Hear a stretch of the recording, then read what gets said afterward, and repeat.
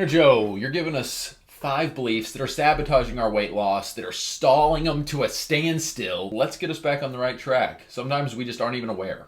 Right. Ready? Number 1, I believe that it's best not to get hungry.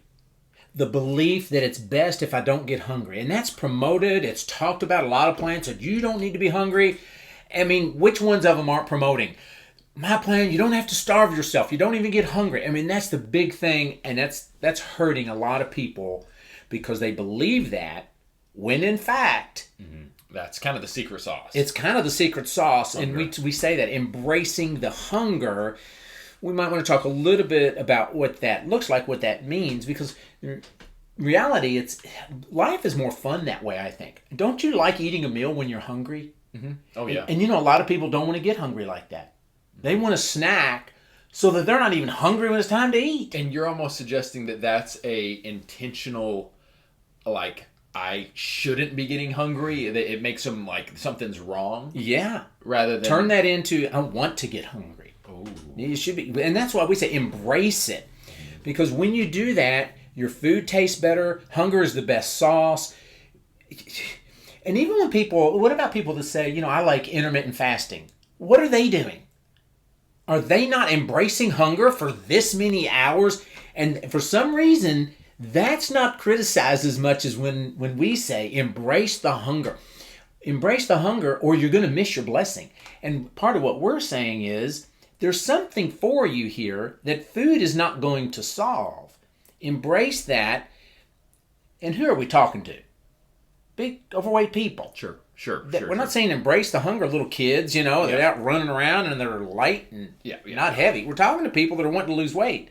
Get used to embracing the hunger. It's good for your digestion. That's what they do in intermittent fasting all the time. It's good for you. We're not saying undereat. We're not saying be malnourished. We're saying eat for a smaller person. And because that's what you want to be, and that's what it's going to take, and that's going to help you get there quicker. Great. Number 2. It's not that big a deal. We're just like, it's just not that big a deal. And for some people, they're never going to even start because it's just not that big a deal. Or they're like, I weigh 200 pounds. If I ever weigh 300 pounds, then I'll go on a diet. And it's like, bro, if the first 10 pounds didn't bother you... Yeah, that's good. What makes you think anything's going to bother you? That's good. Well, why do we not get concerned when our weight's going up? When we're 10 pounds, when we're 15 pounds? What's going on there? It's excess. It's overweight. Why? It's so easy to fall into that. Why do you think? I'm genuinely curious. So many of us just treat it like it's not a big deal until it gets to be 100 pounds. Until none of our clothes fits. Part of it is that it's slow. And that's why I tell people, well, how much of weight have you gained since high school or college? They're like, oh man, in your mind, they're saying 30 pounds, 50 pounds, 80 pounds. And then I tell them, imagine that you gained that much weight last night. See, then it's a big deal when it's more quickly. It's so subtle. Mm-hmm.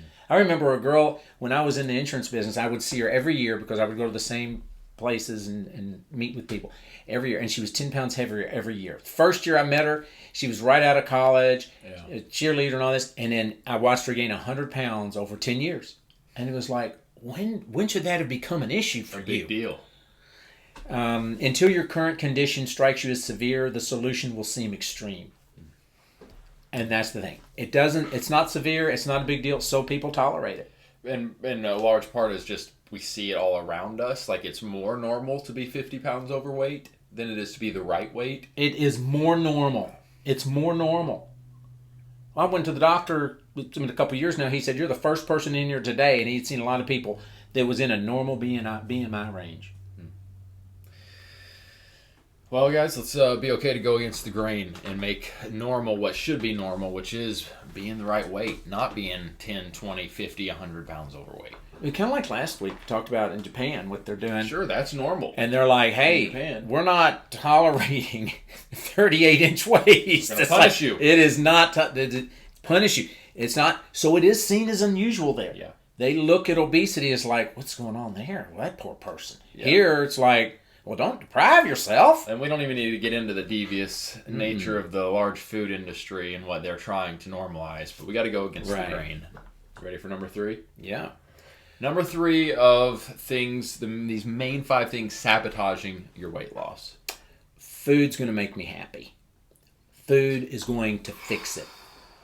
Food is the solution to what I'm going through right now. And our saying for that is, food won't fix it. Food won't fix it. And we didn't even rehearse that. Look at you. What a good student you are. But let's just... Food won't make me happy is your number 3, but I know that there's going to be people that disagree with that. Sure there are, because it does give you a momentary pleasure, a moment of reward. So as long as you do that all the time, right, then you're like, I'm pretty happy, and you're 500 pounds. Wow. And if that's the life you've chosen, so if eating makes you happy, then the only way you're happy is to be 500 pounds. Only happy people are going to be 500 pounds. And so answer this. Are they happy? Are the 500 pound people happy? Did food ever fix it for you? And if the answer is yes, I can't fight that. Yeah, sure. But it's not. Because you're a slave to food. You're a slave to food. Addicted, and it's... Yeah, I would say it's fun. Bring out the fat rather blob. than it's making me happy. Bring out the fat blob. If it's fun, you can say, well, it's fun to do this, and I like having fun, then you just got to decide how much fun do you want to wear. And I remember working with Dan, who needed to lose 100 pounds plus, and he thought, this is what makes me happy. Until he lost the weight, then he said, I've never been this happy. Ooh, let's go. Come on. That's Well, what hey, you real got. quick. You got to be honest. Hand me the fat blob real quick. Going back to our last one, number 2, but 10 pounds just isn't that big a deal. It's only 10 pounds, and this is 5 pounds, guys. This is 5 pounds. Yeah. Adding 2 of these to myself, it should be Noticed. a bigger deal. That's a hefty... But since we're moving pretty quick, I Yeah, will please, say this. Please. We are not opposed to having fat on our bodies. I am not opposed to having a little bit of fat around my waistline. We measured mine last time. It was A little I wear slightly... the 32 jeans. But it was slightly but bigger. it's slightly bigger than we than the expected. Japan would have. Anyway, there's nothing wrong with having fat on your body. A little fat here and there. But you've got to decide, what are you after? When I was running track at UK, the coach passed around a 5-pound weight to everybody. And I remember thinking then, and some people saying, this may cause these poor girls that are on the track team to have an eating disorder. Well, he's like, what do you want?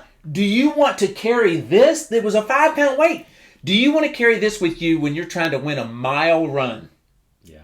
So are you trying to perform something? So it's like, okay, then if you're a tennis player, I remember when we talked about Serena Williams. Could have been the best ever. Yeah. She was right there with Margaret Court. They had the same number of championship wins. And I'm like, if she would lose a little weight, she could probably get to more balls and maybe win that one more championship. People are still saying that she's the best ever, but maybe yeah, that's fine. But she didn't win more Grand Slams than Margaret Court. She could have, I think, had she been fitter, and that would have been less fat on her body. So there's those instances. Then there's just normal. I'm a dad. I'm a mom. I don't care if you got a little extra fat on your body, but what does extra mean, and when is it in the way of your performance? Yeah. When should it be a concern? So that's what we're trying to address there. Fair enough. On my pickleball journey, I don't want 2 of these ham hocks on both of my hips. I know it. And you get older, and I'm enjoying pickleball too, and I'm trying to run balls down, and I get to balls that most 60-year-olds don't get to. Yeah. And I'm thinking, what if I had this with me? Or 2 of these? And I see the people out there, and it's like, okay, you got to decide how you want to do that. Sure. All right. Number 4, sabotaging your weight loss. Here, you go ahead. You do number 4. It's my metabolism. And we've discussed this before, but it is so common. And I have conversations with people, and I hear it, and I'm like, oh wow, so you're really buying into that, like hook, line, and sinker, that this is the reason. My metabolism. Something wrong with my body, so there's nothing really I can do. Mm-hmm. Right. To be the weight that I would like to be, because I have this metabolism thing. Issue. Whereas what we say is, it's not your metabolism. Mm-hmm. It's the chips. It's the chips. And people get irritated with that, because what we're not saying is that there's not slight differences in Trainer Joe's metabolism versus Trainer Joe's wife's metabolism versus my wife versus myself versus Cindy on the block. There are differences in the way that we're made and stuff that we've gone through. Cindy on the block. I've heard of J-Lo on the block. Or what was that? Something on the block. Sarah. Something on the block. Jenny on the block. There are small things that do contribute. Yes. And we're not saying it has no effect. What we're saying is, yes, it has effect. So make the adjustment. Make the adjustment. I'm sorry. So you suddenly live in a different country with different food. Make the adjustment. So you had a job where you were out walking around all the time. Now you have a job at a desk. Make the adjustment. You don't get to say, well, my job doesn't require me to exercise anymore, so now I'm 500 pounds. You were an active server at the restaurant, and now you're the cook. Right. It's going to be a different and you're ballgame. eating a lot. Make the adjustment. You got to make the adjustment. Pastry chef. It's not an excuse that you have this situation in your life. You need to adjust for that. Who doesn't have an excuse? But most of the time, the metabolism isn't as big a factor as we would like to think. It's not as big, and even if it was, does that mean you have to weigh 500 pounds or even 20 pounds overweight?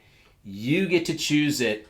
Yes, we would agree. Maybe harder, maybe something you choose not to do, but we would just say you still can do it. Yeah. And we would encourage you to do it, because when you do, you'll be like, I had no idea I could do it. Yes, I can do it, and I want to do it. You're right on. I mean, I totally believe that. Right on. We're overcomers, baby. Number 5. And number 5, I like number 5. You like number 5? Let's hear it. I can do this on my own. And I say I like it, but I'm kind of that way. I'm slow to ask people for help in a lot of areas where I probably should ask for help. I would agree with that. And my wife is like, why don't you call so-and-so to help you with that? I got it, But eventually we figure out, well, maybe I don't got it. And when people come to us and say, I need help losing weight, I'm like, I love it. I love it. I love helping people. But a lot of people are like, I think I got this. Uh-huh. It's like, how long have you thought you had it? Well, for 20 years. What do you weigh? 400 pounds. Guess what?